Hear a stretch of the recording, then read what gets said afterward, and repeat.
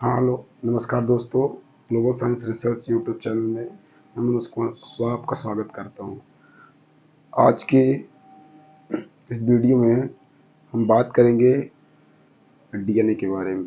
ठीक है, बहुत जगह आपने डीएनए का नाम सुना होगा, कभी अगर मूवी वगैरह भी देखी होगी तो उसमें डीएनए टेस्ट के बारे में सुना होगा। ठीक है, डीएनए रिपोर्ट के बारे में सुना होगा। तो एक्चुअली बात करेंगे ये डीएनए है क्या। हालांकि इसके पहले काफ़ी हद तक हमने बात की है, तो आई होप कि आपको थोड़ा बहुत तो डीएनए का आइडिया होगा। ठीक है, कि क्या है। उसके साथ आपको ये कॉम्प्लेक्स स्ट्रक्चर देख के लग रहा होगा कि आज क्या टॉपिक होने वाला है। ठीक है, तो चलिए आइए हम बात करेंगे उसी के बारे में कि एक्चुअली जो हमने मेंशन किया ये है क्या एक्चुअली। ठीक है, तो देखिए, हमने आपको शुरू में ही बात किया था कि बॉडी में डिफरेंट टाइप के सेल हैं, आपको पता है, मल्टीपल सेल हैं, है ना, जिससे मिलके हमारी ये लंबी चौड़ी बॉडी बनी हुई है। राइट, तो इतना तो आइडिया होगा कि सेल को कंट्रोल करने वाला कोई ना कोई होगा। हम्म, उसे हम क्या कहते हैं, न्यूक्लियस। उसी न्यूक्लियस के अंदर न्यूक्लियस को कंट्रोल करने वाला कोई ना कोई होना चाहिए, साथ में एक सेल से दूसरे सेल को बनाने के लिए रोल प्ले करने वाला। तो वो कौन है दोस्तों? वो है डीएनए, आपका जेनेटिक मटेरियल डीएनए, है ना, जो क्या करता है, हमारे पेरेंट्स के फीचर को हम में ट्रांसफ़र करता है। ठीक है, क्लियर है। जैसे आप बोलते हो कि मैं अपने पापा जैसे हूँ, मैं अपनी मम्मी जैसे, तो कैसे हो? इसका मतलब ये है कि उनके कैरेक्टर आप में आए हैं, उनको बोलते हैं हेरिडिटरी कैरेक्टर। और उन हेरिडिटरी कैरेक्टर या उनको जेनेटिक इन्फॉर्मेशन या जेनेटिक मटेरियल के फॉर्म में जो कैरेक्टर आपको मिले हैं, है ना, अपने पूर्वजों से, अपने एंसेस्टर से जो कैरेक्टर मिले हैं, वो कैरेक्टर आपको एज अ डीएनए के फॉर्म में मिलते हैं। ठीक है, क्लियर है। तभी आपकी फिजिकल क्वालिटी जो है आपके पेरेंट्स से मैच करती है ना, अदरवाइज नहीं मैच करती। ठीक है, तो और यही एक डीएनए का सबसे बड़ा एविडेंस है जिसकी वजह से आज हम मल्टीपल प्रॉब्लम सॉल्व कर पा रहे हैं। साथ में हम ये भी पता लगा पा रहे हैं कि हमारे जो एंसेस्टर थे वो कौन थे। तभी तो हम कहते हैं कि आज हम बंदर के वेराइटी हैं या बंदर से इवोल्यूट होके आए हैं। इसका मतलब क्या है कि हम कहीं ना कहीं, हमारा डीएनए कुछ ना कुछ तो मैच कर रहा होगा। ये बात हो भी सकता है कि एज इट इज़ हम लोग बंदर से ना इवोल्यूट हुए हों, लेकिन बंदर जैसे मिलती जुलती कोई ना कोई वैरायटी रही होगी जो आज के टाइम में सक्सेस नहीं है, स्किप हो गई, लेकिन हम लोग हैं। ठीक है, तो ये थोड़ा आपको आइडिया होना चाहिए कि ये कुछ नहीं है और जेनेटिक मटेरियल को कैरी करने वाला एक फैक्टर है। ठीक है, तो चलिए बात करते हैं इसमें डीएनए की। अगर बात करें तो DNA is a genetic material. ठीक है, present in living organism, ठीक है ना, in which transfer of genetic information from one generation to another, एक cell, one cell to another cell, एक सेल से दूसरे सेल, एक ऑर्गेनिज्म से दूसरे ऑर्गेनिज्म, जेनेटिक मटेरियल को ट्रांसफर करने वाला या कैरी करने वाला एक फैक्टर है। ठीक है, क्लियर है। जो कहाँ प्रेजेंट होता है, न्यूक्लियस के अंदर, क्रोमोजोम में। ठीक है ना, क्रोमोजोम में आपको देखने के लिए मिल जाएगा। क्रोमोजोम, क्रोमोजोम के अंदर डीएनए होती है। राइट, अगर इसे दूसरे टर्म में बोला जाए तो it is a polymer of nucleotide या polymer of deoxyribose nucleic acid. ठीक है, इसका फुल फॉर्म भी है, डीएनए का फुल फॉर्म क्या है, डीऑक्सीराइबोज न्यूक्लिक एसिड। ठीक है, तो आई होप कि ये थोड़ा वो डेटा आपको आइडिया आया होगा। क्लियर है। राइट, अब इसके बाद अगर हम बात करें डीएनए के लेंथ के बारे में कि कोई भी डीएनए कितना लंबा होगा या कितने बेस पेयर का होगा, ये डीएनए की लेंथ बताएगी। कोई भी डीएनए कितने न्यूक्लियोटाइड का बना है या कितने ज़्यादा लंबे चेन से मिलकर बना है, वो डिपेंड करेगा उसकी लेंथ कितनी है। तो आपको पता होगा कि वन सेल में लगभग अप्रॉक्सीमेट 2 मीटर का डीएनए होता है ना, अप्रॉक्सीमेट। यहाँ आप इसको मेंशन भी कर सकते हैं, approximate, approximately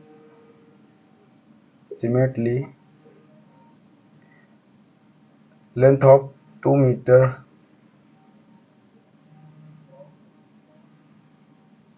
length of DNA is 2 meter. Length of DNA is 2 meter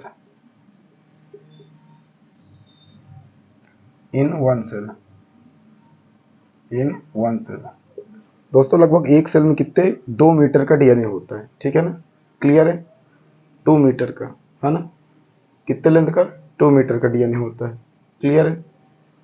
अगर हम कुछ एग्जांपल्स ले लें कि बैक्टीरियल सेल, उसके अलावा बैक्टीरियोफेज, या आपको कहें कि ह्यूमन डीएनए कितने कितने लेंथ का हो सकता है, तो वो चीज़ आपको थोड़ा ध्यान रखना है कि अगर बैक्टीरियोफेज डीएनए की बात करें तो 5 × 174 और मल्टीप्लाई में, अगर इसे न्यूक्लियोटाइड बोलेंगे तो 5386, है ना, 5386 न्यूक्लियोटाइड से मिलकर बना। ये न्यूक्लियोटाइड क्या है, न्यूक्लियोसाइड क्या है, अभी हम थोड़ा थोड़ा यहाँ बात करेंगे, राइट।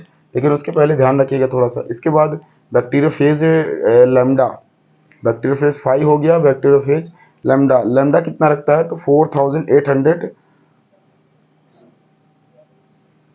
सॉरी 48,502, 48,502 बेस पेयर का, इतने बेस पेयर का किसका है, बैक्टीरियोफेज लैम्डा का डीएनए है।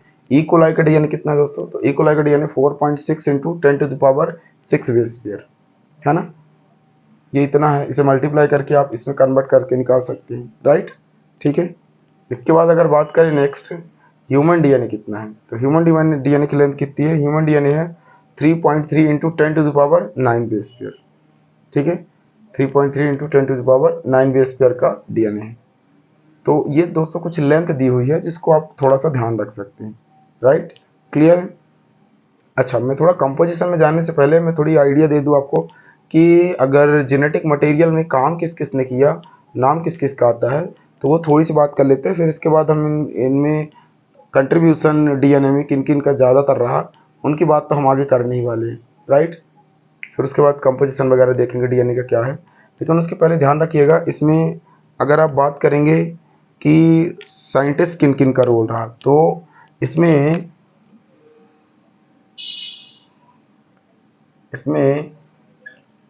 सबसे पहले जेनेटिक मटेरियल की अगर बात करेंगे, जेनेटिक मटेरियल की अगर बात करेंगे तो वो है फ्रेडरिक मिक्सचर,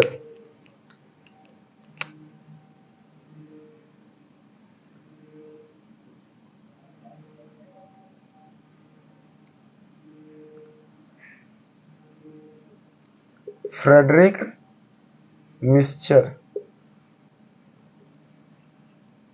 फ्रेडरिक मिक्सचर, इन्होंने क्या किया था, एज ए न्यूक्लियन के फॉर्म में, एज ए न्यूक्लियन के फॉर्म में जेनेटिक मटेरियल डिस्कवर किया, ठीक है। फिर आगे चल के इसके कंपोजिशन को किसने दिया था, चारगाफ ने। आगे चल के इनके डीएनए के जो कंपोजिशन थे वो किसने दिए थे, चारगाफ ने।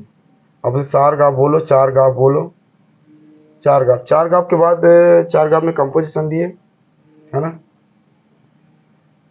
कंपोजिशन किसने दिए,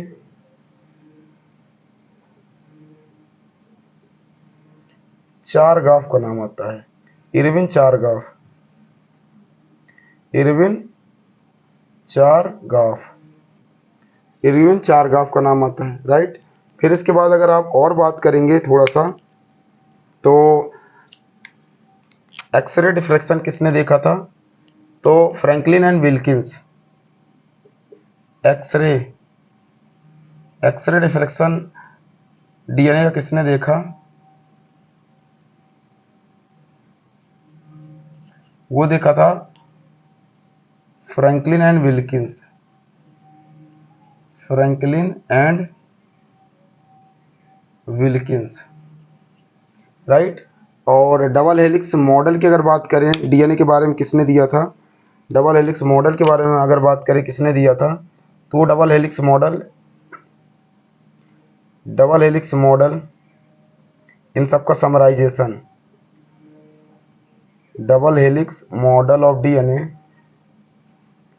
डीएनए किसने दिया था, तो वो दिया था वॉटसन एंड क्रिक ने। किसने, वॉटसन एंड क्रिक। ये रही दोस्तों थोड़ा सा इन्वेंशन ऑफ डीएनए, यानी मतलब डीएनए के बारे में थोड़ी जेनेटिक इन्फॉर्मेशन। तो ये आपको थोड़ी थोड़ी ध्यान रखिएगा, हमने अलग से जगह तो नहीं दे पाया, लेकिन आप इसको ध्यान रखिएगा, राइट। इसके बाद हम आते हैं कंपोजिशन ऑफ डीएनए में। डीएनए मिल के किन किन चीज़ से बना है, ठीक है। तो डीएनए में अगर बात करें किन किन चीज़ से मिल के बना है, तो 3 चीज़ होते हैं, पेंटोज शुगर, नाइट्रोजनस बेसिस और फॉस्फोरिक एसिड। पेंटोज शुगर ये कार्बोहाइड्रेट के फॉर्म से आपको पता होगा, जिसके 2 टाइप्स हैं, राइबोज और डीऑक्सीराइबोज, ठीक है। क्या है, it is a carbohydrates that form the backbone of DNA. ये जो इतनी लंबी चौड़ी डीएनए देख रहे हैं ना, ये सीरीज किसकी है, ये सब पेंटोज की है। मतलब ये डीएनए का बैकबोन है, आपके पीछे का रीढ़ की हड्डी जैसे बैकबोन है, इसका बैकबोन पेंटोज है। साथ में फॉस्फेट भी है, वो भी रोल करते हैं। दूसरा आता है नाइट्रोजनस बेसिस। तो क्या है, it is a benzene ring of nitrogenous base या नाइट्रोजन बेस। नाइट्रोजन का बना हुआ क्या है, एक बेंजीन रिंग है, ठीक है। नाइट्रोजन कंपाउंड्स का बना हुआ क्या है, एक बेंजीन रिंग है, जिसके अंदर 2 टाइप है। जैसे इसमें 2 टाइप है, राइबोज और डीऑक्सीराइबोज। राइबोज ये भी 5 कार्बन वाला पेंटोस है, ये भी 5 कार्बन वाला पेंटोस है। बस फ़र्क क्या है, फ़र्क ये है, इसका फार्मूला होता है C5H10O5, ठीक है। तो इसका जो कार्बन नंबर सेकंड है ना, जैसे ये देखेंगे ना, ये आपका इसका देखेंगे फर्स्ट, सेकंड, थर्ड, फोर्थ और ये फिफ्थ, है ना। इसका देख लें, फर्स्ट, सेकंड, थर्ड, फोर्थ और ये फिफ्थ, ठीक है। ये जो आपको दिख रहा है ना 5 कार्बन, इधर 5 कार्बन, इधर 5 कार्बन, तो कार्बन नंबर सेकंड, फर्स्ट और सेकंड, यहाँ पे आपको दोस्तों दिख रहा होगा केवल क्या है, हाइड्रोजन है, ठीक है। क्या है यहाँ पे केवल हाइड्रोजन है। और ये फॉर्मूला किसका है, डीऑक्सीराइबोज का, और ये फॉर्मूला किसका है, राइबोज का। ये दोनों ही पेंटोस का है। तो पेंटोस के 2 टाइप है, राइबोज और डीऑक्सीराइबोज। अगर आप राइबोज की बात करेंगे तो इसका फार्मूला C5H10O5 है, लेकिन अगर डीऑक्सीराइबोज की बात करेंगे तो एक ऑक्सीजन डीऑक्सीडाइज हो गया, कम हो गया, इसीलिए इसका नाम, इसका ज़्यादातर यूज कहाँ होता है, डीएनए में, है ना। Deoxyribose it is a use in DNA, ribose it is a use in RNA. तो हमें केवल बताना था इसलिए हमने इसको मेंशन किया, जबकि ये आरएनए का पार्ट है, ठीक है। पहले हमने सोचा कि डीएनए आरएनए दोनों को साथ में कंबाइंड बता देते, फिर हमें लगा कि नहीं, थोड़ा वीडियो लंबा हो जाएगा, इसे अलग से बता देंगे, या ज़्यादा डिफरेंस नहीं, आप इसमें भी समझते चल सकते हैं, ठीक है।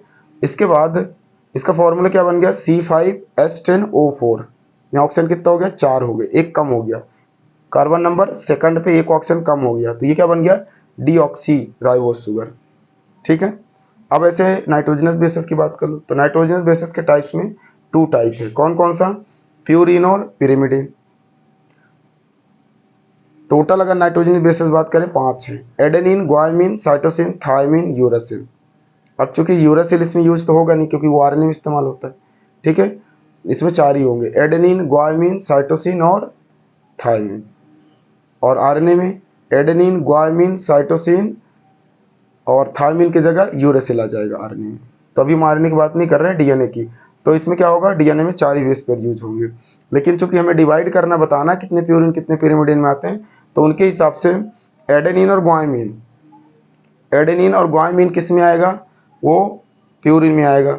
ऐसा समझो कि जिनके नाम छोटे उनके काम बड़े हैं। देखो ये नाम इनका छोटा है, लेकिन काम क्या है, बड़े हैं। मतलब नाम प्यूरिन है, कम टर्म्स का नाम है, कम शब्दों का नाम है, लेकिन इसमें 2 बेंजीन रिंग है, इसके नाम बड़े हैं, ठीक है।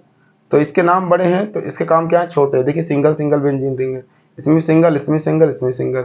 इसमें कौन कौन से आएंगे, इसमें एडेनिन और ग्वाइमिन आया, इसमें साइटोसिन, थायमिन और यूरासिल। लेकिन डीएनए में पढ़ेंगे तो यूरासिल रिमूव हो जाएगा, ठीक है। लेकिन पिरिमिडिन के अंदर इतने बेस पेयर आते ही आपको ध्यान रखना है, कौन कौन से, साइटोसिन, थायमिन और यूरासिल। जिनके नाम बड़े उनके काम छोटे, दिख रहा है ना, सिंगल सिंगल बेंजीन रिंग, और इसमें डबल डबल। आप दूसरे तरीके से भी इसे याद रख सकते हैं कि जिनके लास्ट में बाई लगा हो वो किस में चले जाएंगे, पायरिमिडिन में, क्योंकि पायरिमिडिन में बाई है। और जिसमें बाई ना लगा हो वो समझ जाओ किस में है, वो प्यूरिन में आएगा। तो एडेनिन में देख लीजिए कहीं बाई नहीं लगा है, ग्वानिन में देख लीजिए कहीं बाई नहीं लगा है, लेकिन इसमें क्या है, इसमें बाई लगा है, साइटो में भी बाई लगा है, थाई में भी बाई लगा है। लेकिन चूंकि यूरेसिल इसका पार्ट नहीं है, इसलिए हम इसको काउंट नहीं करेंगे, वो आरएनए का पार्ट है, ठीक है। तो आई होप कि आपको प्यूरिन पिरिमिडिन समझ में आया होगा। राइबोस शुगर, डीऑक्सीराइबोस शुगर समझ में आ गया। अब लास्ट आता है फॉस्फोरिक एसिड। फॉस्फोरिक एसिड क्या है? It is a compound of phosphate group, है ना, to form a backbone of DNA.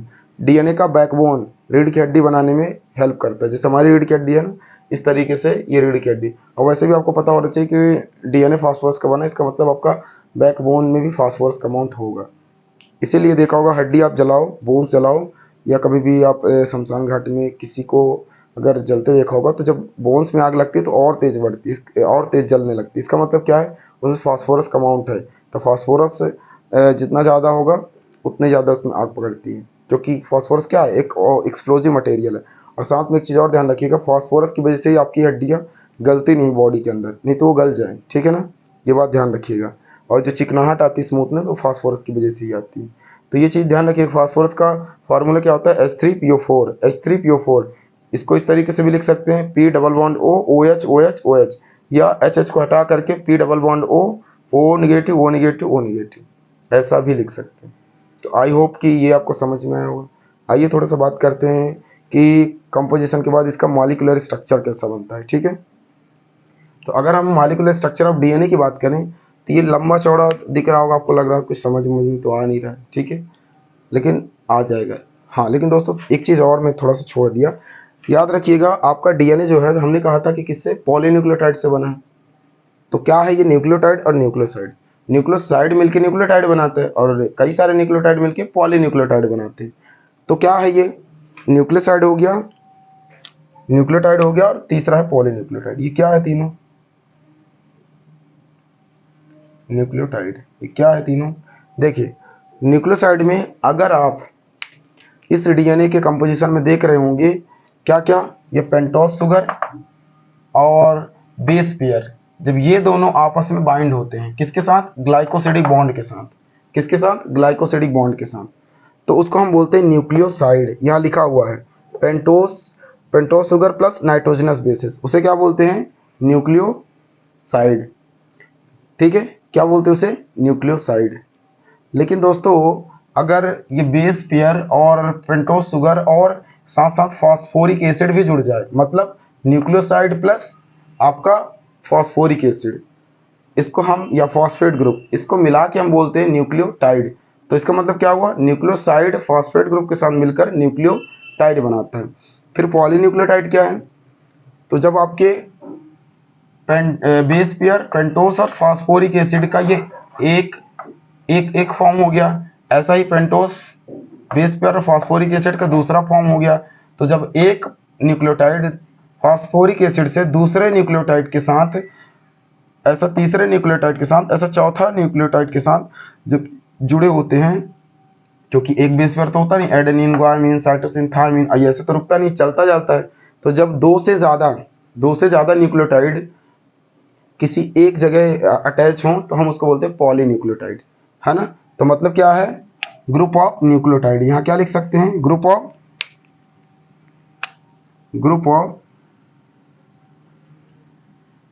Nucleotide. कई सारे न्यूक्लियोटाइड मिलकर क्या बनाते हैं? पॉलीन्यूक्लियोटाइड। तो आई होप कि ये तीनों आपको आइडिया आ गया होगा कि क्या क्या चीज है ना। अच्छा, इधर तो हमने बता दिया ग्लाइकोसिडिक बॉन्ड।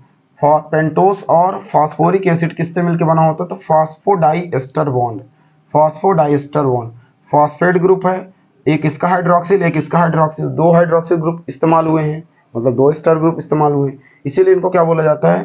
फास्फोडाइएस्टर, ठीक है, फास्फोडाइएस्टर बॉन्ड, ठीक है। दो एस्टर ग्रुप यूज होने की वजह से इसका नाम क्या पड़ गया? फास्फोडाई का मतलब दो होता है। तो फास्फोडाइएस्टर बॉन्ड कहाँ लगता है?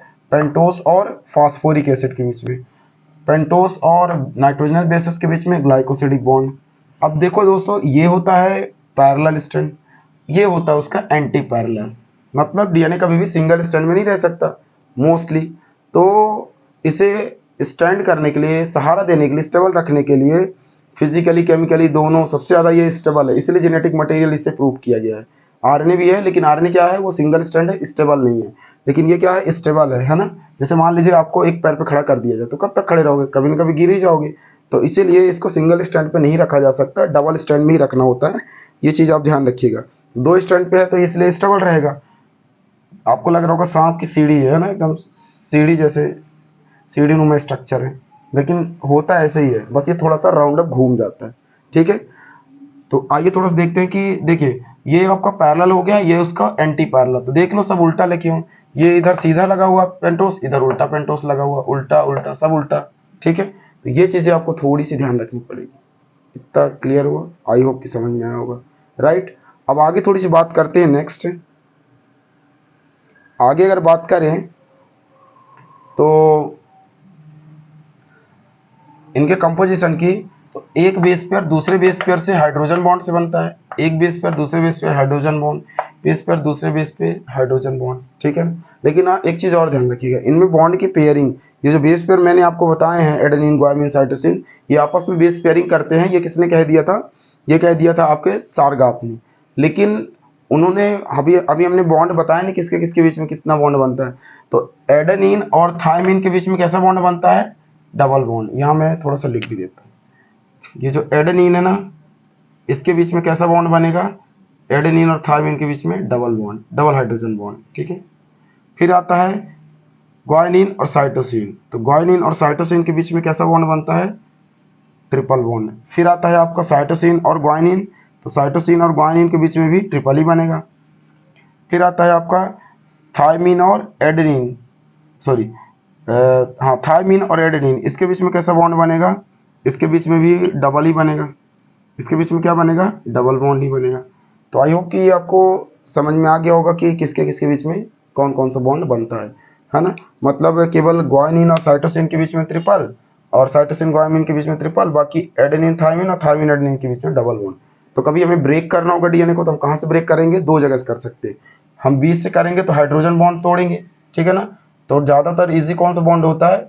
ए और टी, क्योंकि इसके बीच में डबल है। और दूसरा अगर तोड़ना होगा तो हम फॉस्फेट ग्रुप से तोड़ते हैं, तोड़ना भी हो जोड़ना भी हो यहीं से तोड़ते हैं, ये बात ध्यान रखिएगा। क्लियर है? अब एक चीज़ और ध्यान रखिएगा, इसमें आपका जो फास्फोरिक एसिड है वो पेंटोस के नीचे वाले अगर कार्बन की बात करें तो कार्बन नंबर 3 से बाइंड होता है, और ऊपर वाले कार्बन की अगर बात करें तो ये कार्बन नंबर 5 से बाइंड होता है। पहली बात तो आप ये ध्यान रखिएगा। राइट, ऐसे इधर भी है, ये देखिए इधर 3 कार्बन नंबर, ठीक है। इधर भी देखिए, इधर 5 कार्बन नंबर, इधर क्या है? 3 कार्बन, ठीक है। तो अब सब में नहीं करेंगे, नहीं तो फिर थोड़ा डायग्राम गड़बड़ हो जाएगा, ठीक है। तो आप इतना तो ध्यान रख सकते हैं ना। राइट, क्लियर है? आई होप कि इतना आइडिया हो गया होगा। अब देखिए ऊपर और नीचे किस किस तरीके से बॉन्ड बन रहा है ये आपको आइडिया हो गया होगा। इसीलिए आपने जब डीएनए का स्ट्रक्चर देखा होगा ऐसा, ये हेलिकल फॉर्म में, तो इसका क्या होता है? ये 5 एंड होता है और ये 3 एंड होता है। ये होता है आपका 3 एंड और ये होता है 5 एंड, मतलब एंटी पैरेलल, उल्टा इसका। अगर यहाँ आपका कार्बन नंबर 5 है तो यहाँ कार्बन नंबर कितना होगा? 3। ये दिख रहा है ना 3, तो ये कार्बन नंबर कितना होगा? 3। क्लियर है? कार्बन नंबर 3, मतलब इसका उल्टा, ठीक है। नीचे 3 है और ऊपर 5 है, वहाँ क्या है? ऊपर 3 है और नीचे 5 है। राइट, बोल रहे हो कहाँ है? ये है 5, ये है वही 5, ठीक है।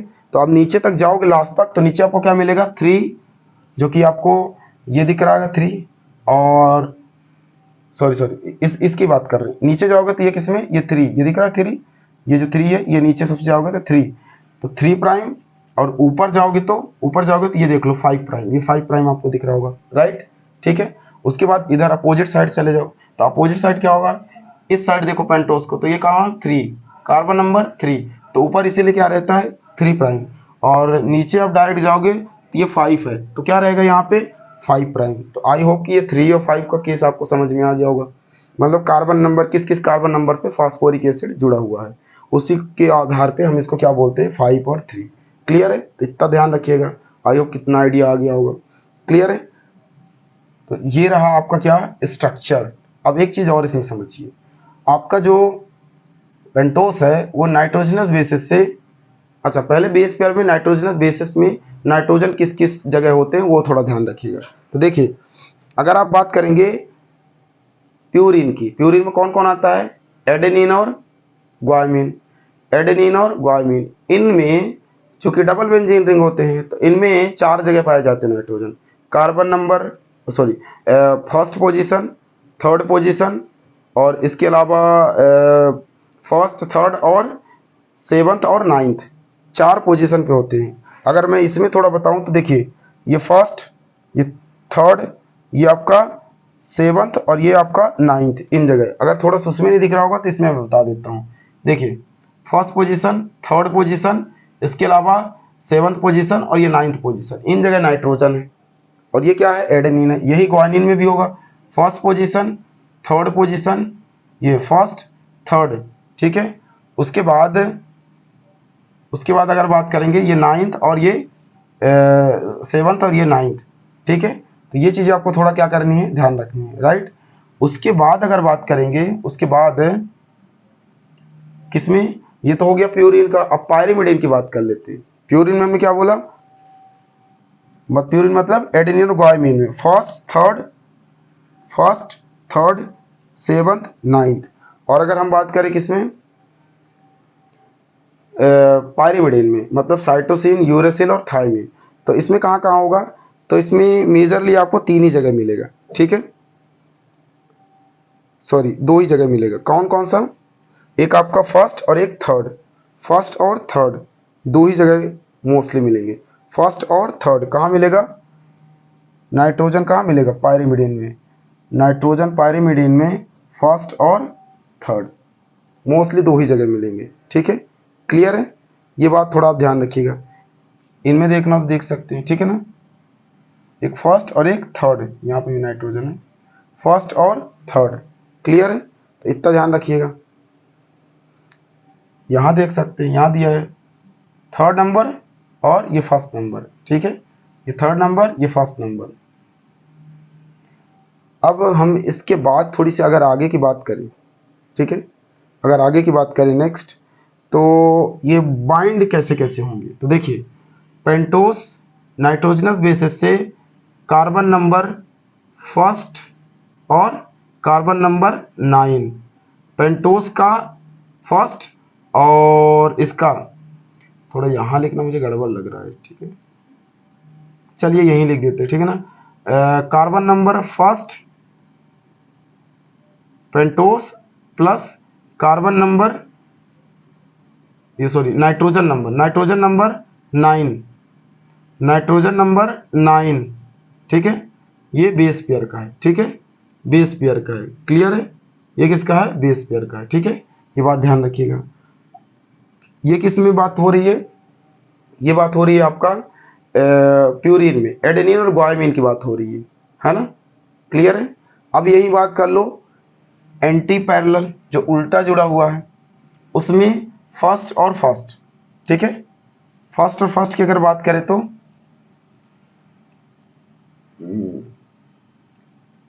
इसकी थोड़ी नंबरिंग मिस्टेक है, नंबरिंग सीधा कर सकते हैं इसको। फर्स्ट नंबर अगर हमने इससे बाइंड किया तो फर्स्ट, सेकंड, ये थर्ड, फोर्थ, फिफ्थ और ये सिक्स्थ, ठीक है। क्लियर है।